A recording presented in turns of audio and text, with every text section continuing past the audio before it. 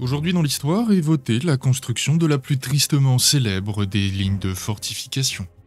André Maginot s'est engagé comme simple soldat pendant la Grande Guerre. Et il l'a fini avec le grade de sergent et la médaille militaire.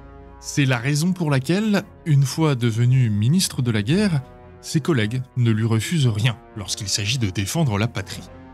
En 1930, il reprend à son compte une proposition de fortifier les frontières orientales du pays et plaide pour des fortifications fortes permettant de pallier la réduction des effectifs militaires, accompagnant le déficit des naissances à partir de 1935.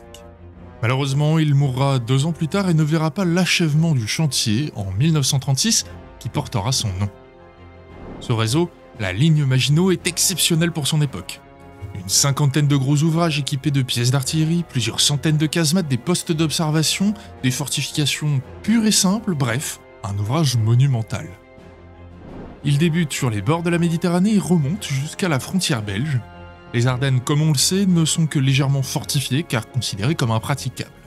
Quant aux Belges, ils craignaient d'être sacrifiés en cas de nouveau conflit avec l'Allemagne si la ligne Maginot continuait le long de leurs frontières et refusent tout simplement l'extension de la ligne jusqu'à la mer, ouvrant par ce fait les plaines du nord de la France à l'avancée allemande quelques années plus tard. Moquée après la guerre pour sa soi-disant inefficacité, la ligne Maginot aura pourtant rempli haut la main la tâche pour laquelle elle a été construite. Elle a forcé les armées allemandes à la contourner et à briser net les quelques assauts qui ont été lancés à son encontre.